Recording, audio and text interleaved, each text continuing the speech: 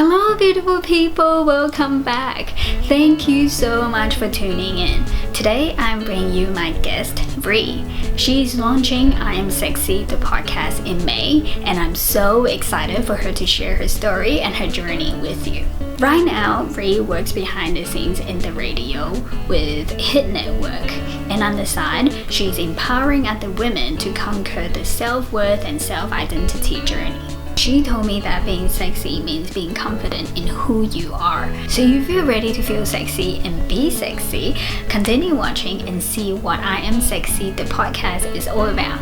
Enjoy! Thank you, Ree, for your time. I really appreciate it. And I'm really excited for you to share your upcoming podcast with everyone. But before we dig in to talk about the details, would you like to share your story and what inspired you? Yeah. Thank you for having me as well. I'm so excited. Okay, so what inspired me? I guess in a nutshell, I just started the podcast as an excuse to sort of have conversations with other people that, you know, whose stories I really wanted to hear, and learn from their experiences. I really love listening to other people's journeys and sort of seeing, you know, what they've learned and sort of how I can learn from what they've been through. So that, I guess, was why a podcast, but I guess the brand itself sort of more came out of wanting to do something for my two younger sisters. So I'm one of 4 kids and I've got 2 sisters who are both 10 years younger than me. So they are 18 and 16 at the moment, and obviously being a few years above them, I have seen, you know, the I guess the body image and the self-worth struggles and that sort of stuff that they've been through that I went through. And I think what sort of shocked me was that I wasn't the only one going through them. I was watching these girls who I just adore go through the same stuff. And yeah, my heart just broke, and I was just like, if I can do anything, it'll be to make sure that these girls know that no matter what they do, exactly as they are right now, they are exactly as they should be.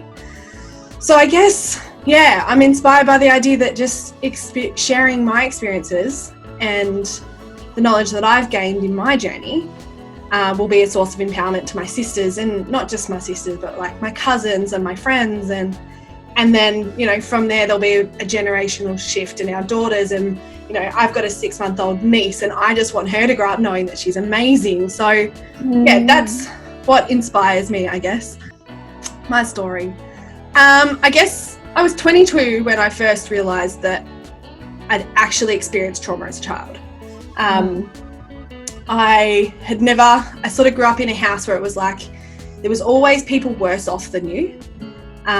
And I always looked at what I was dealing with and just sort of through a lens of it's not as bad as it could be. Mm-hmm. And in the big scheme of things, my issues really aren't issues, which was good. I think it sort of gave me a bit of strength, but then coming out of that and actually getting a bit of perspective, it was hard. It was a really unhealthy message to learn, because it just meant that I just felt like I had no right to struggle with the things that I was struggling with or feel the things that I was feeling.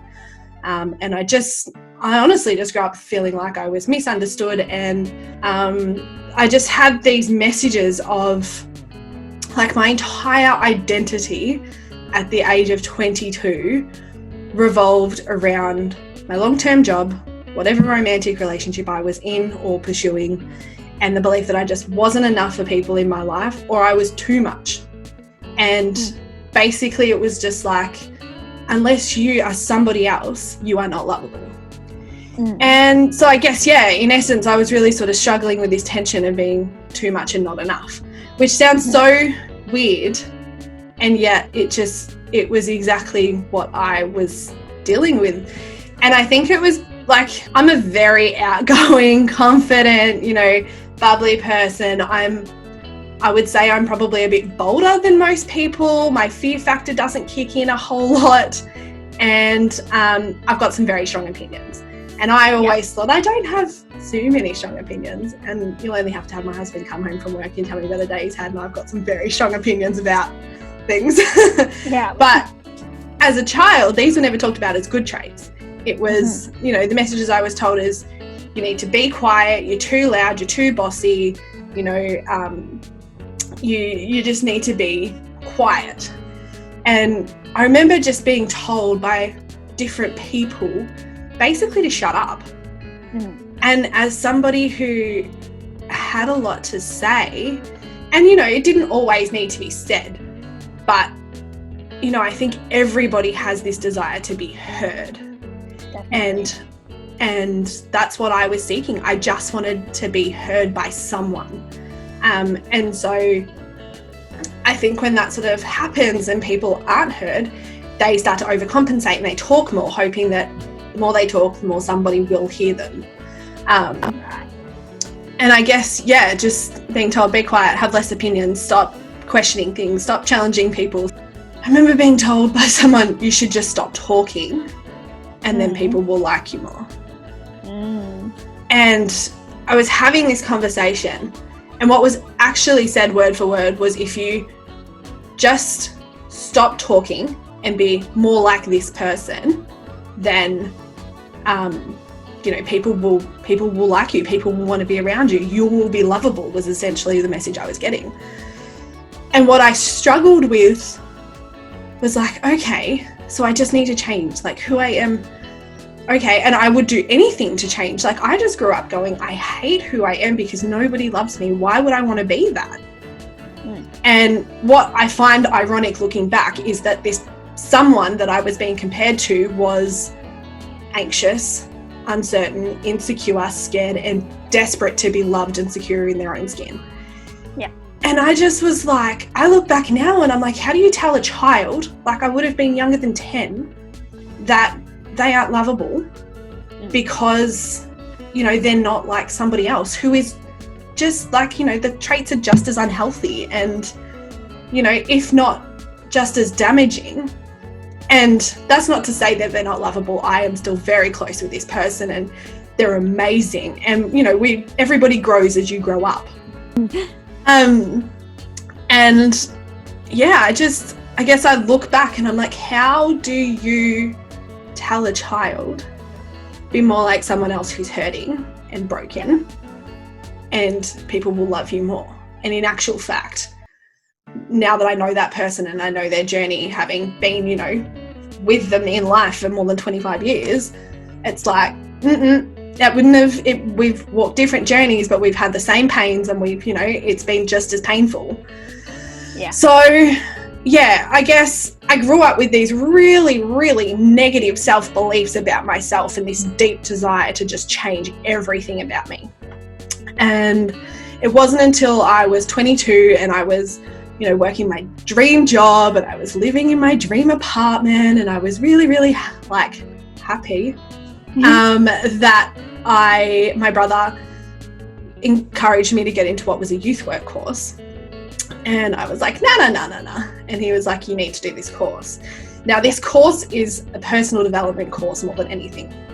It isn't your run-of-the-mill youth work course. It's not going to uni or anything like that. It's a TAFE course, but it was the kind of course where what they taught you, the frameworks and stuff that they taught you by presenting it to you and getting you to work through it. And it just dug up all your crap.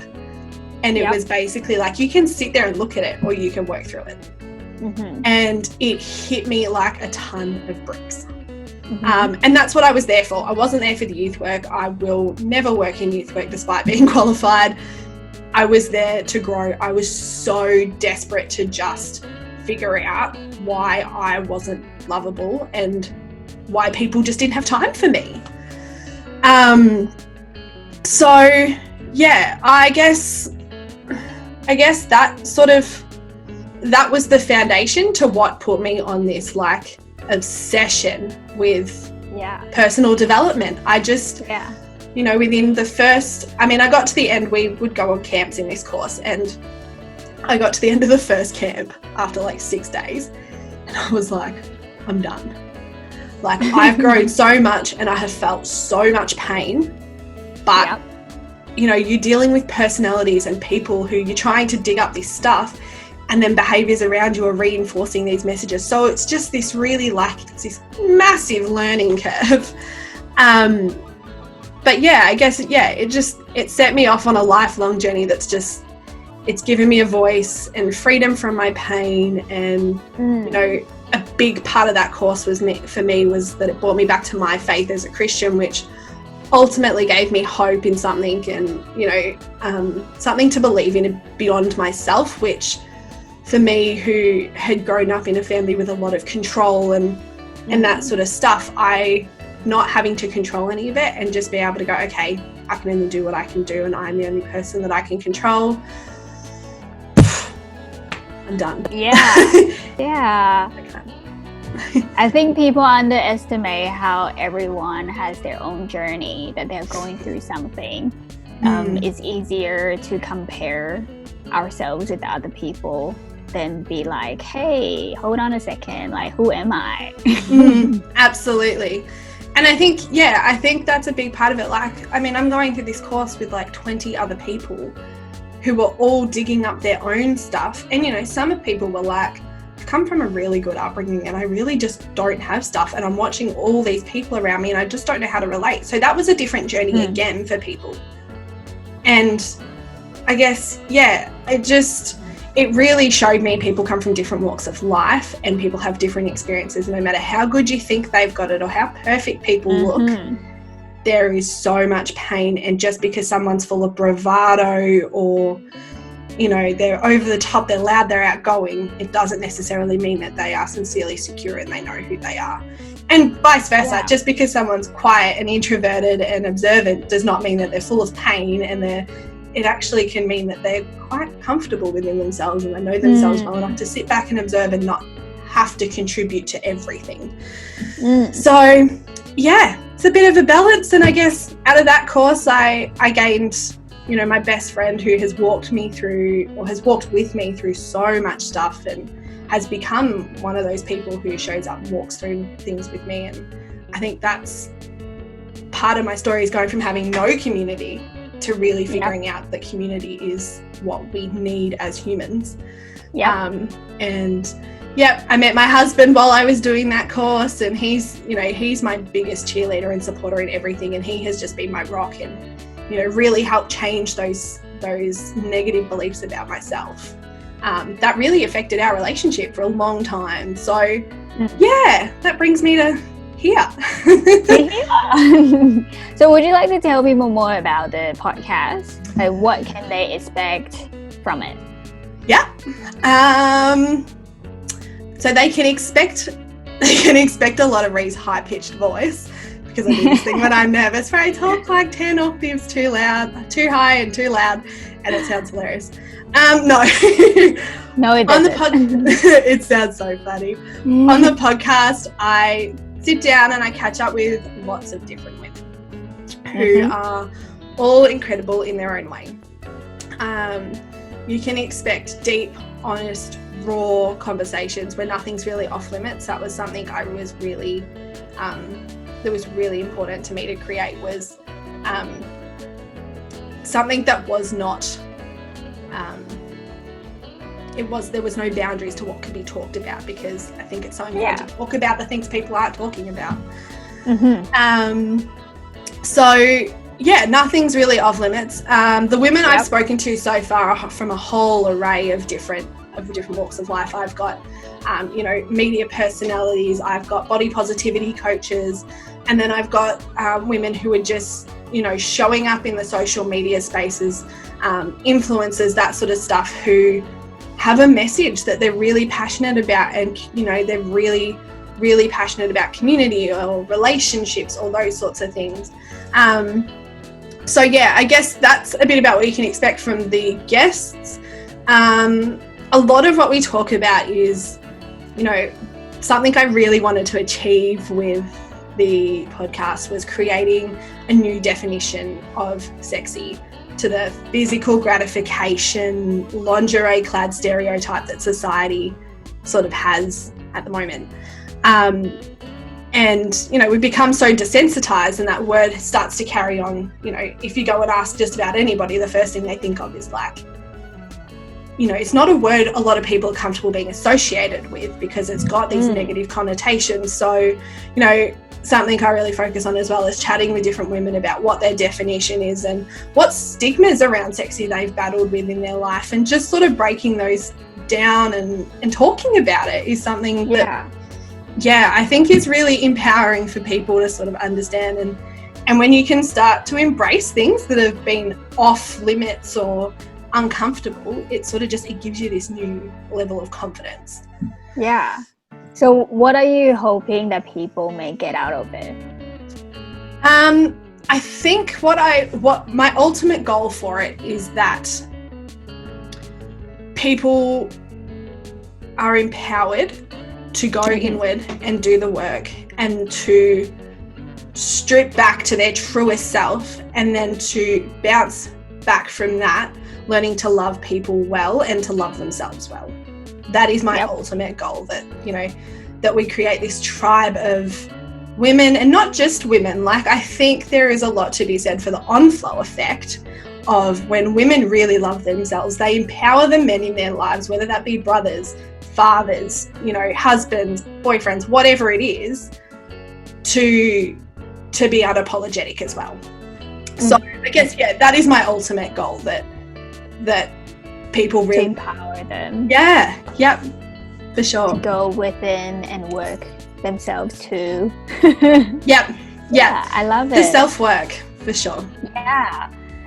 Speaking of that though, like when you came home to your husband, like things has changed because you have worked on yourself, but did you and him talk about if he has experienced anything? Because I personally feel like it doesn't matter what gender, both men and women would go through it.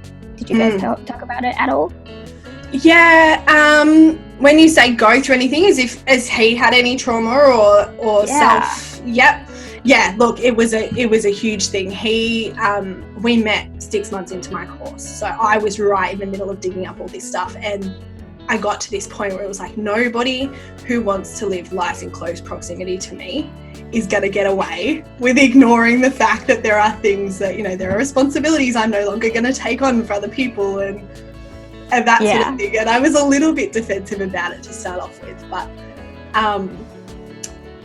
look, he has his own journey. He's been, you know, he's had some really full-on experiences. He's had his own trauma, but I look back over, like, we've been together 4 years and married for 2.5, and the journey that he has been on and grown through, and, you know, the beliefs about himself, something that we've talked about in the last 12 months a lot is needs. And, you know, we've both grown up in houses where, you know, you've got lots of people in a family usually. We both have fairly big families. And so it's really easy for your needs to come second or third or fourth to other people, or last. And so, you know, we in our marriage had to really, I'm much more of a, this is what I need, this is what I need, this is what I need. And he is much more of a selfless, serve person. Yeah, absolutely. He's, you know, and part of my temperament is that I'm not a people pleaser. I really, you know, I love people, but I'm more interested in being honest and truthful in my love than in keeping somebody happy. Whereas he's a little bit the opposite. He, you know, he loves to keep people happy, loves to make people happy, and he's so great at it. But it got to the point where I was like, I need to know what you need, because I can't, like, at the moment I'm guessing, and you're feeling like you are empty because you don't have your needs met, and like little things like, babe, I just don't have the capacity to do the dishes right now. I need to go and just chill out. I've been at work all day. My head is fried. And so, yeah, we've been on that journey of, you know, working through our past, working through the dynamics that have come up in our marriage. We're both just crazy passionate about personal development and the power that has in relationships, and how when you bring two people together into a relationship, how that can just, you know, fuel people to improve and to work through things and to better themselves and and just be like, just empower those around them. And that's what we really try to do together for each other and outside of our home. I love it. Yeah. And because you have experienced so much, what would you tell your 16 years old self? Oh, what would I tell my 16-year-old self? I had a really good think about this one, hey. I think personally for me, and I think just from what I see other young women struggle with, I would tell myself that I'm not a bad person for saying no, and that my needs, my wants, and my feelings matter, no matter what anyone else's response is. And that was something I didn't grow up with. And I remember when someone said to me, you can say no and you need to start saying no. And I was like, oh, I can say no. And I actually am not responsible. If they get angry with me, I can be like, I'm really sorry, but I have to say no. And you just, and I'm very lucky because I, like I said, part of my temperament is that I'm not super worried about keeping people happy, and I am fiercely protective of my energy now, whereas I burnt out quite a few times getting to there and I got very sick. So now I'm like, sorry, can't do it. Yeah. I don't have to explain myself, and I don't need to tell you, why I'm not going to do it or why I'm not willing to. I would really love to, but at the moment I can't. Yeah. End of story. Really? Such a good advice. Yeah, and I think something that really empowered that was, and you've probably heard this before, but the saying that for everything that you say yes to, you say no to something else, and vice versa. For everything you say no to, you say yes to something else. So if I'm saying yes to a catch up with my friend at 7 o'clock at night, I'm saying no to time with my husband at the only time of the day that we get. So, I've become really protective and really measured about, okay, if I'm going to say yes to this, what am I saying no to? And am I okay with that? And, you start to figure out what your values are and where your priorities lie. And sure. And it empowers people. And I think that's something that, young women are really scared of, people saying yes and actually not meaning yes. They're saying yes, but I don't want to, I don't want to upset you, and I don't want to, they don't want to feel bad for saying no. And I've had friends that go to me, when you say yes to me, I know you mean yes, because I know that you'll say no. And so it gives this freedom in a relationship that I'm like, awesome. People know that my yes means yes and my no means no, and that's okay. It doesn't change how much I love somebody or how much I value them. It just means right now I can't do that. And it's empowering. So I think if there's anything I would tell my 16-year-old self, it is be okay with saying no. Yep. So for those who are listening who might be a younger audience, please start learning how to say no, because it is okay to say no. And I would even say older audiences, the number of mums and, guys, women and men alike, people really struggle to say no, particularly doers who are just constantly wanting to do stuff. And I just I think I really learned the hard way that, for everything I say yes to, I say no to something else. And for me, saying yes to things was saying no to my health, saying no to self-care, saying no to pretty much everything about me that meant I could actually do what I was saying I could do. And I ended up having to go, I'm sorry, I can't do it anymore. Yeah. And it was horrible. You know what I love about what you said about the time thing? Because personally, I feel like our time is the most valuable commodity. So really, if you are not spending time for the things that you actually love, then why are you spending time on the things that is not serving you? Absolutely. And I think say no. I think learning a lot about the kind of person you are as well. Like, I always thought I was like an extrovert, like, had to be out there doing everything. Oh my goodness, I'm so not. I recharge from time to myself, from being alone, from just switching off and being in my own world. I'm outgoing and I love talking to people. I love being around people, but I've got a limit. Whereas my husband, if he's not around people, he will deflate. Whereas if I'm not around people, I recharge. Yeah. So I think, really getting to know your type of personality, how you recharge what you need, and then go from there. Yeah, and definitely. say no. Yeah. I'm sure you have times where you fall back into the trap where you feel like you're not good enough. Absolutely, I do. Yeah. All the Okay, time. cool. I'm just checking. Yeah. So how do you get yourself out of that negative mindset? I've learnt to take a step back and get really real about where I'm at on my journey and what I'm comparing that to. We always feel like we're not good enough because we're comparing ourselves to someone or something else. And so I just sort of step back and go, okay, like I'm comparing myself on Instagram, for example, to somebody who's been on this platform for years, who, you know, has done all the investment and all the courses and all the learning, and, you know, and I've literally been on here for 30 seconds doing my thing. Like, I am not at that level. I don't know what they know. I haven't tried the things that they've tried, and I'm not gonna be them or at that level right now.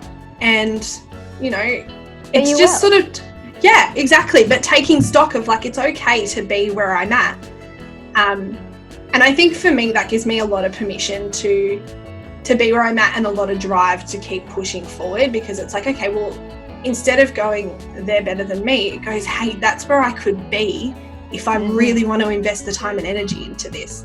And often I'll be like, what are the steps to get there? I don't want to invest my time and energy in that. No, thanks. I'm not willing to go down that path, you know, whereas, for me, it's really about sort of taking stock of where I'm at and where I want to be, but also where I'm at and where whatever I'm comparing it to is at. And I think it's that old cliche of comparing highlight reels with, you know, behind the scenes. It's, you know, so often what we're comparing ourselves to is a false shop front, so to speak, of what's actually going on. Yeah. You know, that even comes to when, you know, when you're comparing yourself to people and that sort of stuff. I think that for me, I just remind myself that nobody else can be me.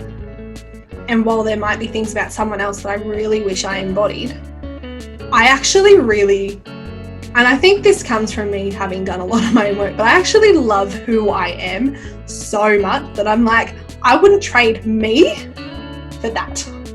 Like, they are that, and that is amazing, but I wouldn't trade me to be somebody else. And I think when you get to that point, it's a lot easier to sort of to work through that stuff. And, you know, there's always things where you sit back and you compare, you know, where somebody's at, and, you know, it might be that you really want to get married and you're watching friends get married and you're like, nobody loves me, I'm not good enough, or whatever. And that's always not the truth.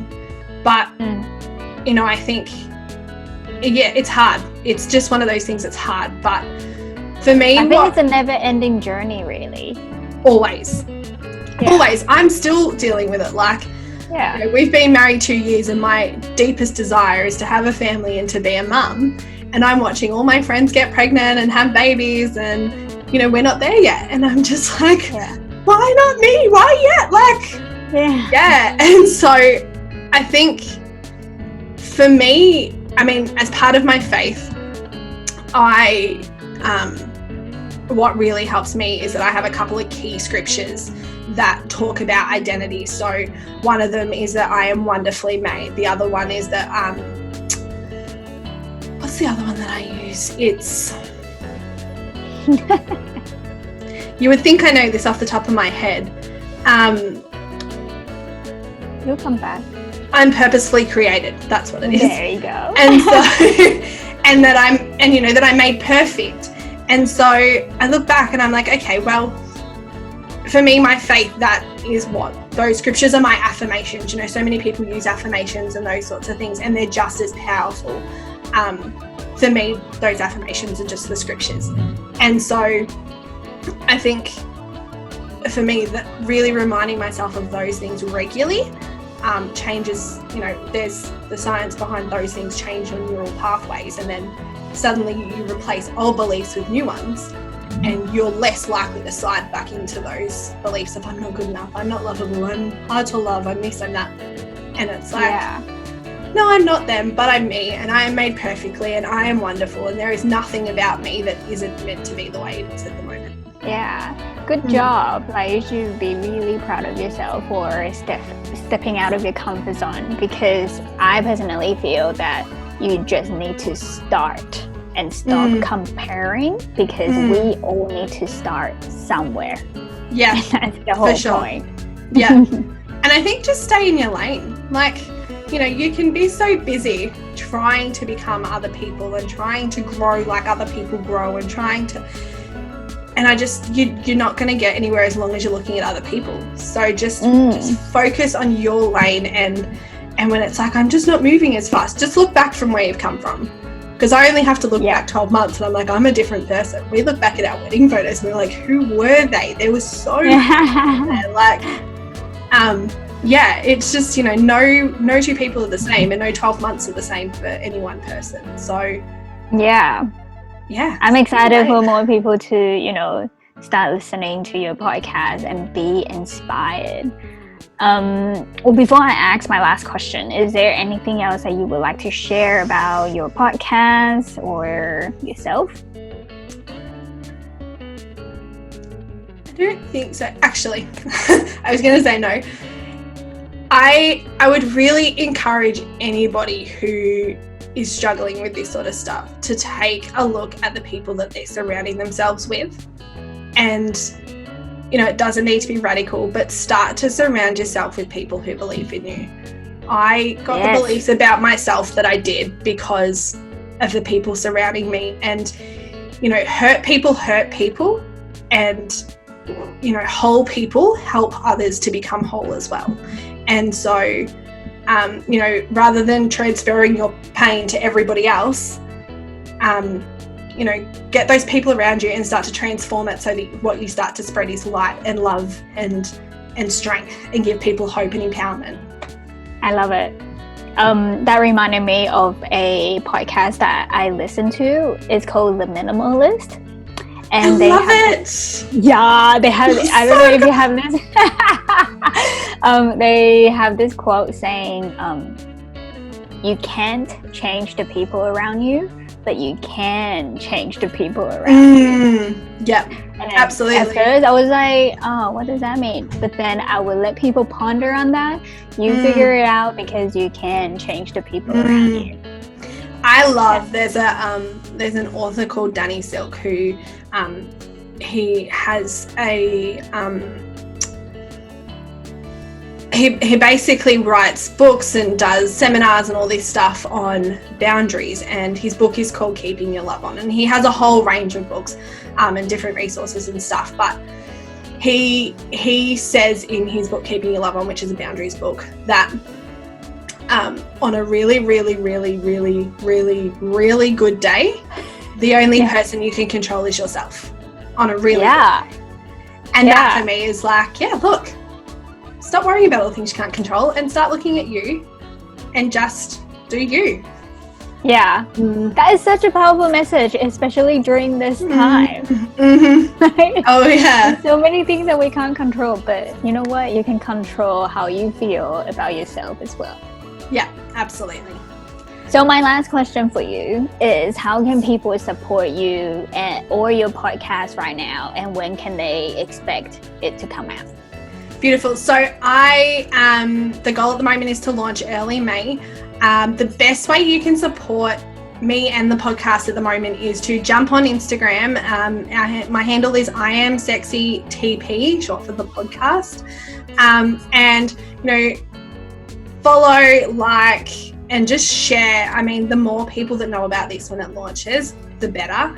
I've got, the first episode is an absolute banger when it comes to body positivity and, that sort of thing. So I'm really excited to get that off the ground. But yeah, I would just say, jump onto the socials and And that's probably the best way to support me at the moment and to get behind the podcast and just to keep updated with it.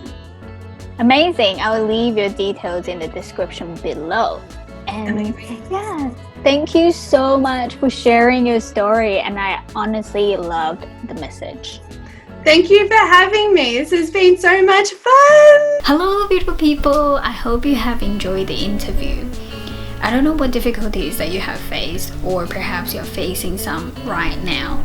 But please know that everyone is on their own unique journey and that we all go through difficulties in all different ways.